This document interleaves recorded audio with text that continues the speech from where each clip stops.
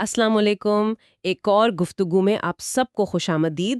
آج ہم پھر ڈاکٹر مقصود الحسن عظیمی صاحب کی ایک بہت ہی آپ کہہ لیں فکر انگیز آڈیو گفتگو کے کچھ اہم نکات پر بات کرنے جا رہے ہیں۔ جی بالکل، السلام علیکم۔ یہ گفتگو واقعی کچھ گہرے روحانی اور آپ کہہ سکتے ہیں فلسفیانہ سوالات کو چھیڑتی ہے، جیسے اللہ کو کیسے محسوس کیا جائے، یہ حقیقت کیا چیز ہے، اور ایمان اور ہماری یہ جو مادی زندگی ہے اس میں توازن کیسے ہو۔ ہاں، اور کچھ اصطلاحات بھی ہیں جیسے شفاعت، باطن، ان کے کیا معنی ہیں اصل میں؟ جی بالکل، یہ سب نکات زیر بحث آئے۔ تو چلیں گفتگو کا باقاعدہ آغاز کرتے ہیں۔ بسم اللہ الرحمن الرحیم۔ اور ہماری تو کوشش یہی ہوتی ہے، جیسا کہ حضرت علی رضی اللہ تعالیٰ عنہ کا فرمان ہے نا، کہ کوئی قدر شناس نہ بھی ملے تو پھر بھی نیکی سے ہاتھ مت کھینچو۔ بہت خوبصورت بات ہے۔ یہ اور آگے آنے والی نسلوں کے لیے بھی ہم پیش کر رہے ہیں۔ اب کوئی سنے، شیئر کرے، پسند کرے یا نہ کرے، وہ الگ بات ہے۔ ہمارا مقصد تو بس یہ روشنی آگے پہنچانا ہے۔ تو آئیے ذرا دیکھتے ہیں کہ اس گفتگو میں کیا کیا گہرائیاں ہیں۔ جی، تو جو پہلا سوال تھا اور شاید سب سے بنیادی بھی، وہ یہی تھا کہ اللہ تعالیٰ کو محسوس کیسے کیا جائے، مطلب اس کا لمس کیسا ہے۔ یہ ایک ایسا سوال ہے جو میرے خیال میں بہت سے ذہنوں میں آتا ہے۔ صحیح کہا آپ نے، بہت ہی ذاتی اور گہرا سوال ہے یہ۔ تو اس آڈیو گفتگو میں کیا جواب ملا اس کا؟ کیا خاص بات سامنے آئی؟ دیکھیں، سب سے پہلی اور اہم بات جو واضح کی گئی وہ ہے خالق اور مخلوق کا فرق۔ اللہ تعالیٰ وہ حیثیات کا خالق ہے، مطلب ہر کیفیت، ہر وجود کی بنیاد۔ حیثیت، اچھا۔ جی، اور ہماری جو حسیات ہے نا، دیکھنے، سننے، چھونے کی صلاحیتیں، یہ سب محدود ہیں۔ یہ مخلوق کی بنائی چیزوں کو تو سمجھ سکتی ہیں، ٹھیک۔ لیکن خالق چونکہ وہ آہد ہے، مطلب لامحدود، بے مثال، تو یہ ہماری محدود حسیات اس کا ادراک نہیں کر سکتی۔ کیسے کریں گی؟ اچھا، جیسے ہم کمرے میں کرسی، میز تو دیکھ لیتے ہیں کیونکہ ان کی ایک حد ہے، ایک شکل ہے، لیکن ہوا کو نہیں دیکھ پاتے کیونکہ نگاہ اس کی وسعت کو نہیں پکڑ سکتی شاید۔ بالکل، بہترین مثال ہے۔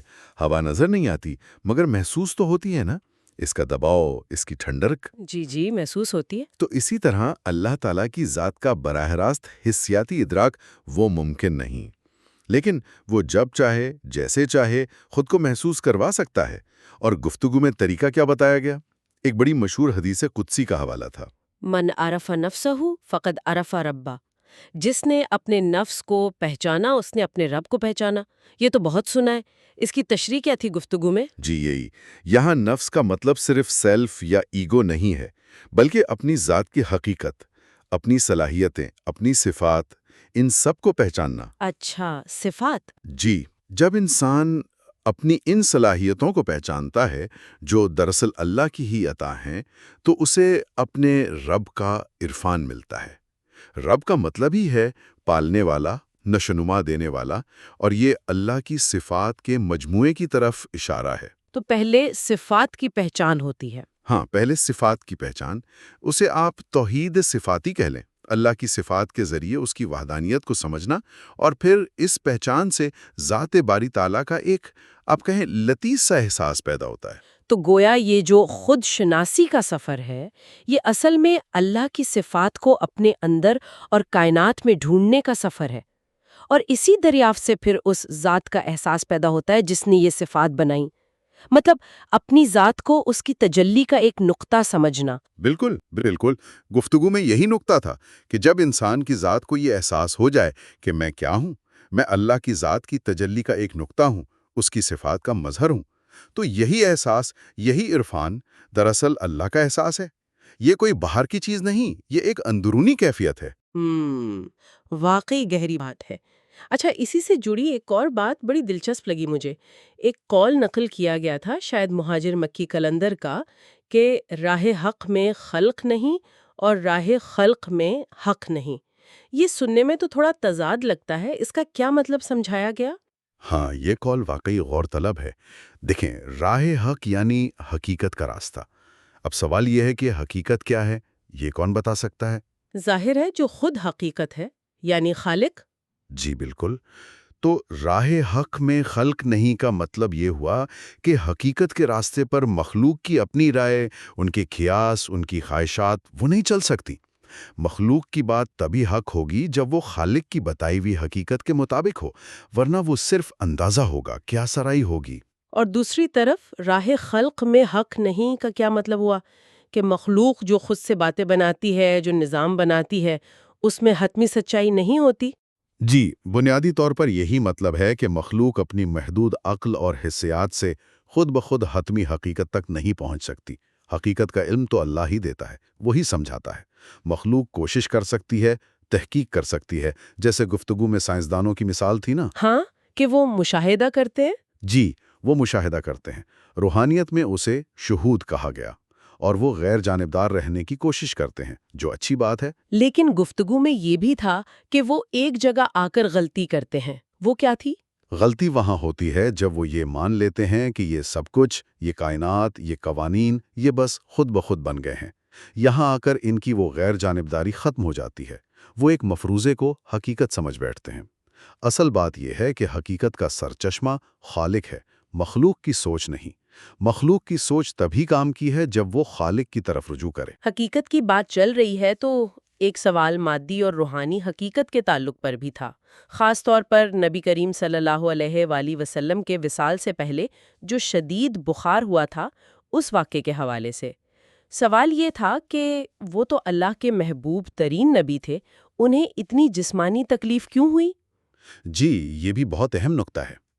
گفتگو میں ایک ممکنہ وجہ تو وہ یہودی عورت کے زہر والے واقعے کی طرف اشارہ تھا، لیکن جو بنیادی نکتہ سمجھایا گیا وہ یہ تھا کہ انبیاء کرام علیہم السلام، اور خاص طور پر ہمارے نبی صلی اللہ علیہ وآلہ وسلم، وہ بلند ترین روحانی مقام پر تو تھے ہی، لیکن ساتھ ساتھ بشر بھی تھے۔ ہاں، انسان تھے۔ جی، ان کا ایک مادی جسم تھا اور وہ اسی مادی دنیا میں رہتے تھے۔ تو جو انسان کے 3 درجے بتائے جاتے ہیں، جسم، ذہن، روح، نبی ان تینوں کا کامل امتزاج ہوتے ہیں، لیکن چونکہ مادی دنیا میں ہے تو مادی قوانین ان پر بھی لاگو ہوتے ہیں۔ بالکل بالکل یہی بات۔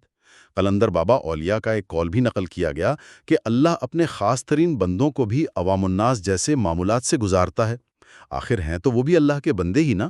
جی، اور جب تک مادی جسم میں ہیں، مادی دنیا کے اثرات جیسے بیماری، بھوک، پیاس، موسم کا اثر، وہ بھی ان پر ہوتے ہیں۔ روحانی بلندی کا یہ مطلب نہیں کہ مادی قوانین ختم ہو جاتے ہیں۔ یہ بہت اہم وضاحت ہے، کیونکہ اکثر لوگ شاید یہ سمجھتے ہیں کہ کوئی روحانی شخصیت بن جائے تو بس وہ مادی ضرورتوں اور تکلیفوں سے اوپر اٹھ جاتا ہے۔ نہیں، ایسا نہیں ہے۔ ہاں، یہ ضرور ہے کہ ان کی روحانی قوت زیادہ ہوتی ہے، وہ صبر و رضا سے برداشت کرتے ہیں، یا انہیں پہلے سے علم ہو سکتا ہے، لیکن جسم کے تقاضے اور مادی قوانین وہ اپنی جگہ موجود رہتے ہیں۔ ٹھیک ہے۔ اچھا، اب ذرا ذہن اور باطن کی طرف آتے ہیں۔ گفتگو میں ایک قصے کا ذکر تھا، ایک شخص تھا جو بڑی محنت سے، خلوص سے اللہ کی تلاش میں تھا، عبادات، وظائف سب کر رہا تھا، لیکن اسے کامیابی نہیں مل رہی تھی۔ کہا گیا کہ اس کے پاس سواری نہیں تھی۔ یہ سواری کیا چیز ہے؟ ہاں، سواری یا استواری، اس سے مراد ہے یکسوئی۔ یکسوئی، اچھا۔ جی، مطلب توجہ کا ایک نقطے پر ٹھہر جانا، ذہن کا ٹھہراؤ۔ وہ جو شخص تھا قصے میں، وہ بیرونی اعمال اور رسومات میں لگا ہوا تھا، اس کی توجہ باہر تھی، اپنے اندر نہیں تھی۔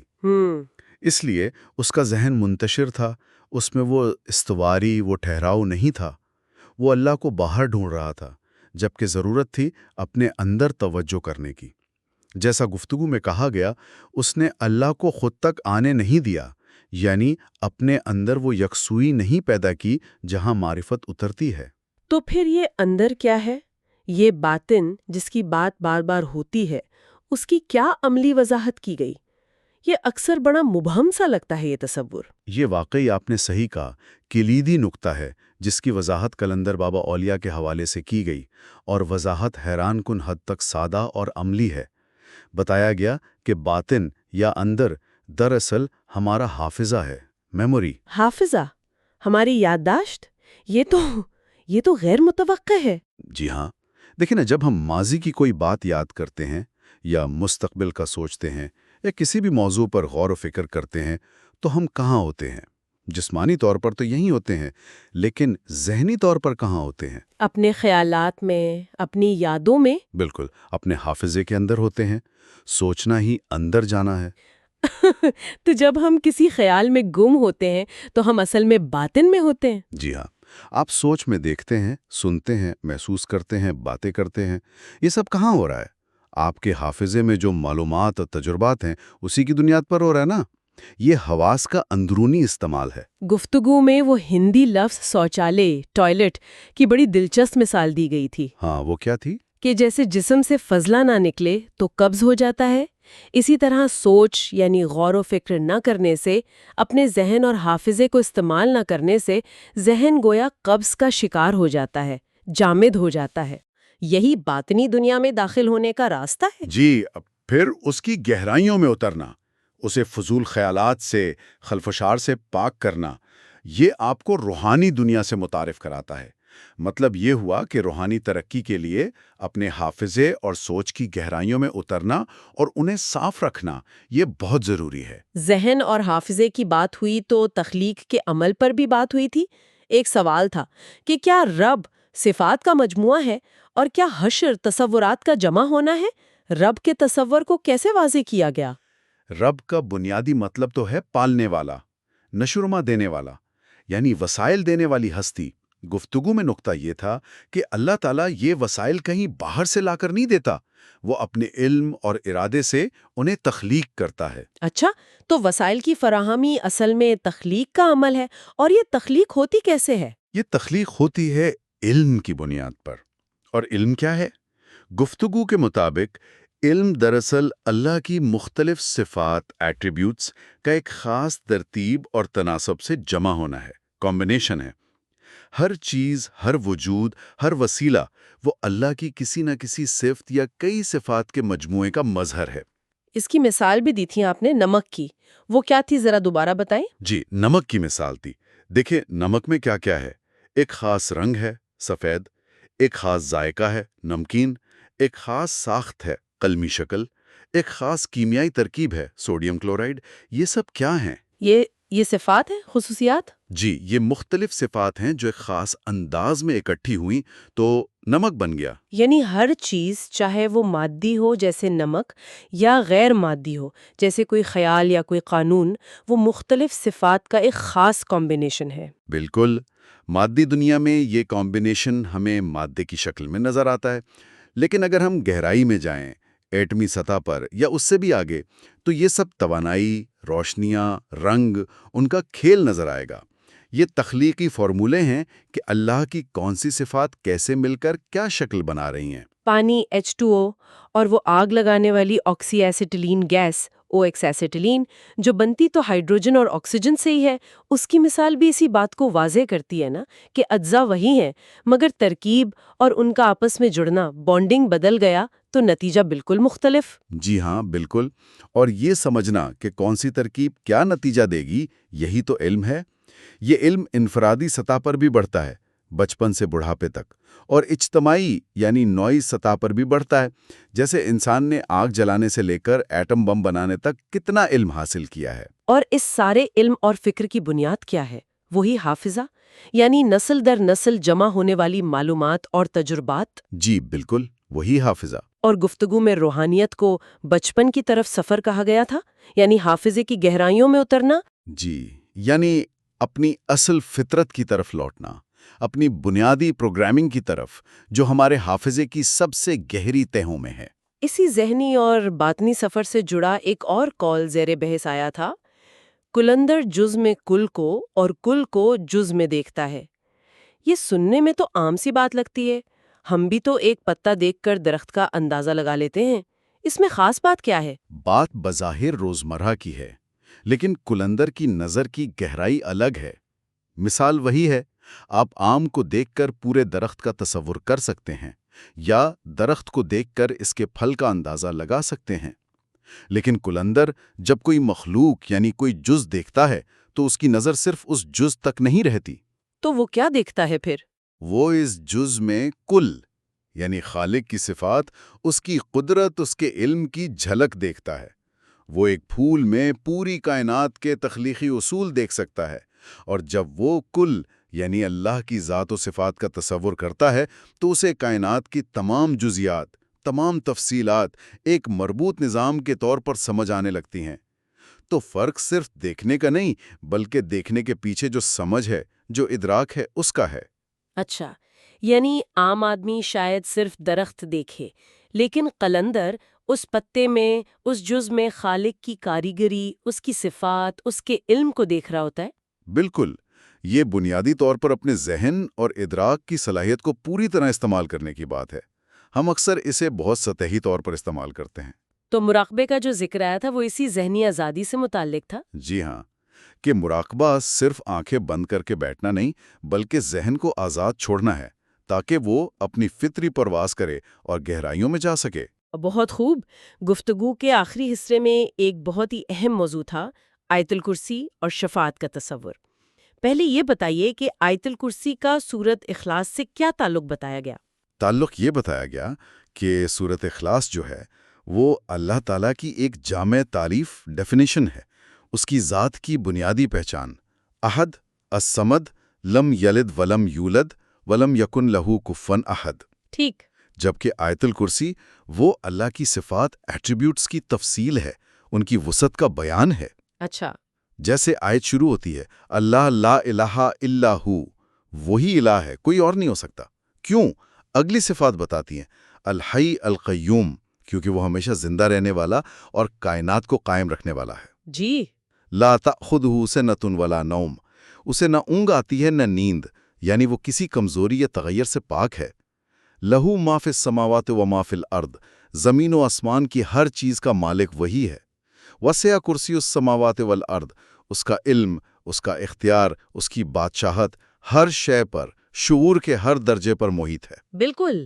اور پھر ولا یعودہ حفظہما، اور ان سب چیزوں کو سنبھالنا، ان کا ریکارڈ رکھنا، انہیں قائم رکھنا، یہ اسے تھکاتا نہیں۔ جی، یہاں حفظہما کا ترجمہ عام طور پر ان دونوں زمین و آسمان کی حفاظت کیا جاتا ہے، لیکن گفتگو میں اس کا ایک اور گہرا مطلب لیا گیا کہ ان سب کا ریکارڈ حافظے میں رکھنا، جو اللہ کے علم کی وسعت اور اس کی قیومیت سے زیادہ مناسبت رکھتا ہے۔ ہاں، یہ واقعی زیادہ جامع لگتا ہے۔ اب آتے ہیں شفاعت پر۔ آیت کا اگلا حصہ ہے من ذا الذی یشفع عندہ الا باذنہ، کون ہے جو اس کی بارگاہ میں اس کی اجازت کے بغیر سفارش کر سکے؟ اس حوالے سے جو ہمارا عام تصور ہے شفاعت کا، اس پر گفتگو میں کچھ تنقیدی پہلو تھے۔ جی، تنقید براہ راست عقیدے پر نہیں تھی، بلکہ اس تصور کے پیچھے جو سوچ یا رویہ ہے اس پر تھی۔ سوال یہ اٹھایا گیا کہ کیا یہ منطقی بات ہے کہ ہم ساری زندگی ایک ہستی، مان لیں نبی کریم صلی اللہ علیہ وسلم، ان کی تعلیمات کو نظر انداز کریں، ان کے بتائے راستے پر چلنے کی کوشش ہی نہ کریں، اور پھر یہ امید لگا کر بیٹھیں کہ قیامت کے دن وہی ہستی آئیں گی اور اللہ سے ہماری سفارش کریں گی؟